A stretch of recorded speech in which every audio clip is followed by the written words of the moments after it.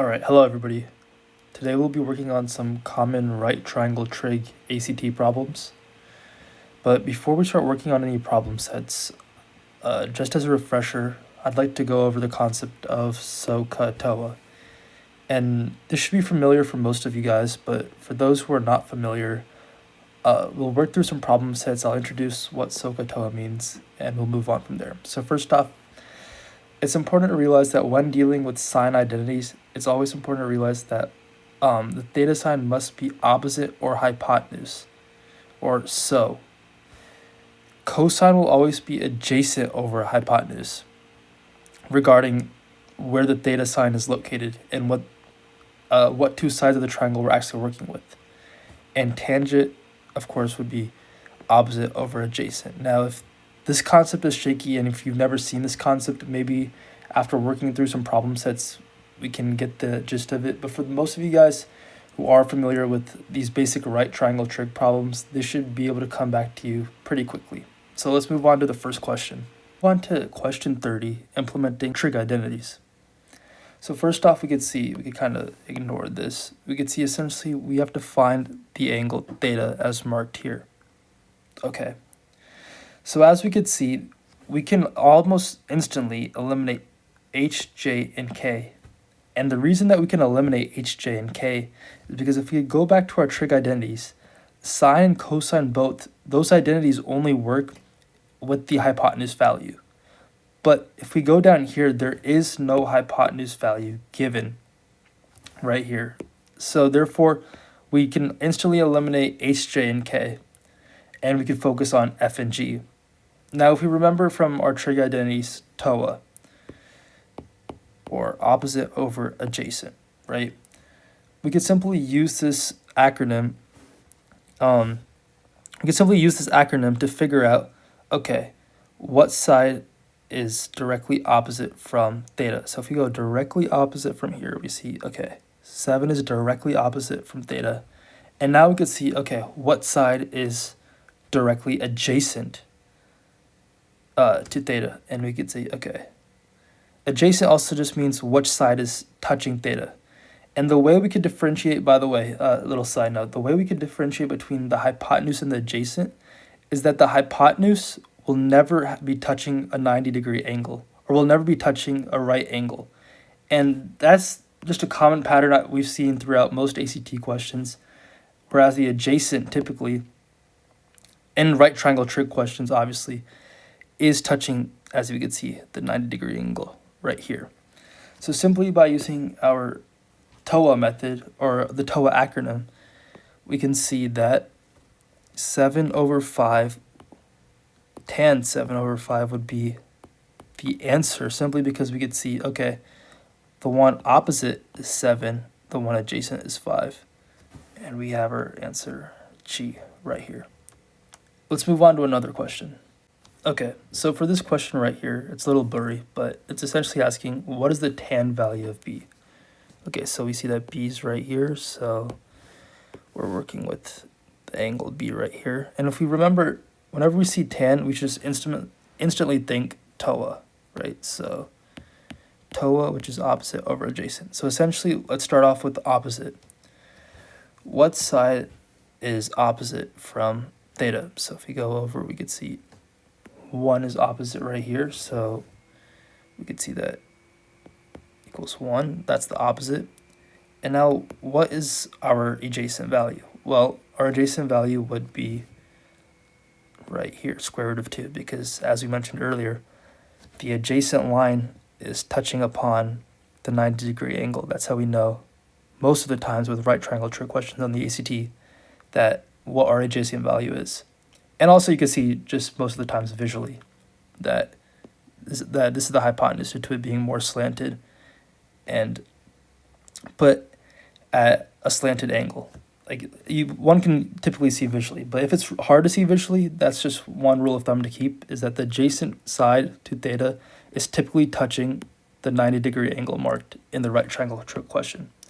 So we see that the adjacent value is square root of 2. And if you go to our answer choices, the one that matches up is H. 1 over square root of 2, 1 over square root of 2, so it checks out. All right, let's move on. So essentially it says that for a right triangle DEF with dimensions in inches as given below, what is cosine f? Okay, so we see that f is right here, and so we could just draw an angle. And if we remember from our abbreviation, so ka toa, here we're discussing specifically ka or cosine. So instantly in our minds, we should be thinking adjacent over hypotenuse, since that's ka. Now, which one is the adjacent value? And this goes back to what I was saying earlier, how the adjacent value is going to be typically the one touching the 90-degree angle, not the hypotenuse. So we could see right here, these two sides, it looks like either one of them could be adjacent, right? But since this side right here is touching, this side right here is touching the 90-degree angle, we know that this one must be the adjacent side. Okay, so using that rule of thumb, we can see that A is root 80. And now, of course, we could see that this one must be the hypotenuse because it's not touching the right angle. So we could see, okay, equals 12. And that leaves us with answer choice C. Checks out, checks out.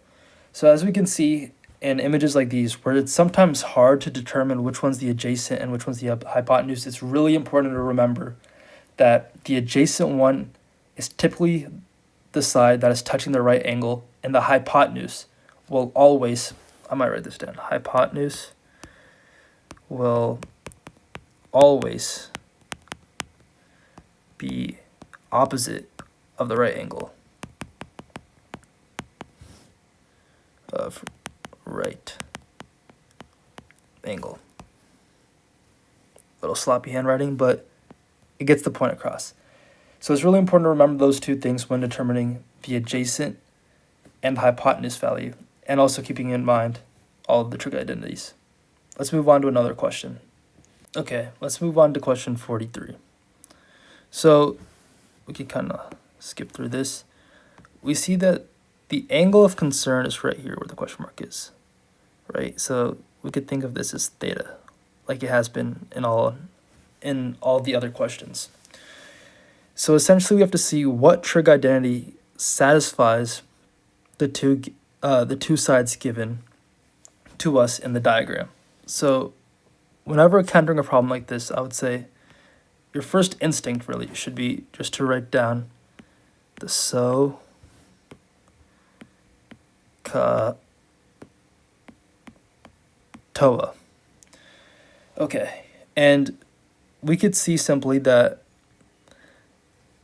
now in order to determine what sides are what, we can use a method of process of elimination. So if we go back to our earlier concept, we remember that the adjacent side is always touching the 90-degree angle, meaning that in this case, this side right here is going to be the adjacent side because as we can see, it is touching the 90-degree angle right here. And if this is the adjacent side, and obviously this is clearly the opposite side, that only leaves us with one side remaining, meaning that this must be the hypotenuse.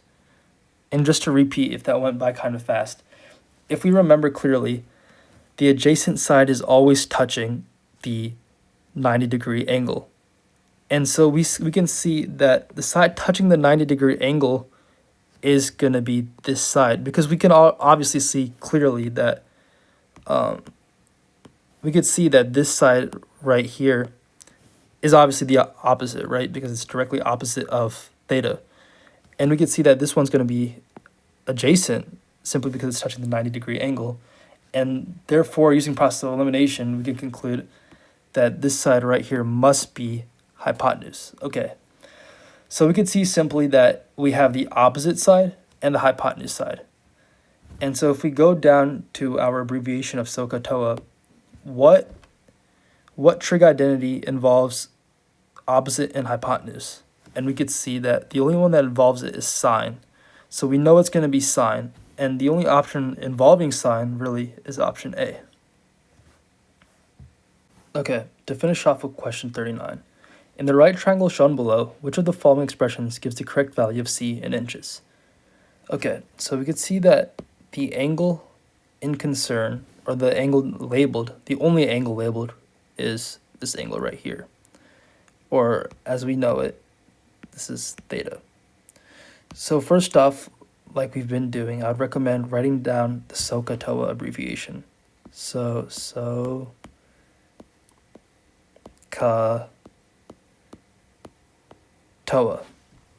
Okay, now we have to see what relates to the trig identities out of these options. So we could see that opposite is clearly given to us, because if we go directly opposite of this angle, we run into this value. Okay, great. And we could also see clearly that hypotenuse is given to us as well, because we could see that c is the hypotenuse.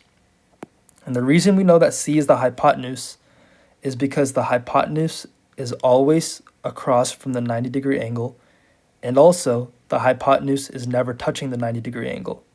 And as we can see here, of course, the hypotenuse is not only directly across from the 90-degree angle, but it's also clearly not touching any 90-degree angle. Okay, so now that we know that we have hypotenuse and opposite, which trig identity concerns us with hypotenuse and opposite? And clearly, again, we could see that it would be so.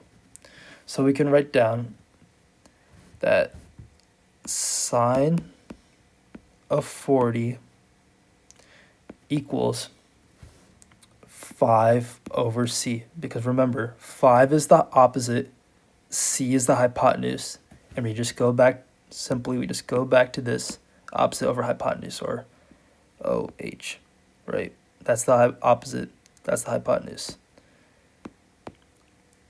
Okay, now we have to simply solve for c. So what we could do here is just do some cross multiplication. So we could pretend that this is sine over 1, or sine of 40 over 1. We can multiply c to this side, 1 to this side, so we could get, let's see.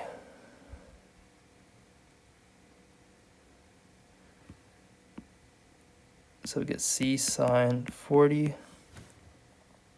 equals 5, right? Because we multiply c to the sine of 40 and then 1 to the 5. And simply, if we just divide sine of 40 from both sides, it gets us c equals 5 over sine of 40. Now, if we go to our answer choices, we see that B clearly fits, simply because that we see that it's 5 over sine of 40, and that's our answer, 5 over sine of 40. So it checks out, and bang, we're done. So some things to keep in mind when doing right triangle trig. Obviously, being able to figure out the difference between the adjacent and the hypotenuse would be key. Remembering that the hypotenuse is always opposite of the 90-degree angle, and that the hypotenuse is never touching the 90-degree angle. And also keeping in mind SOHCAHTOA. As long as you have those fundamentals, for majority of the trig problems you're going to encounter on the ACT, you should be able to tackle them fairly well, as we've done with all of these trig problems in the video today.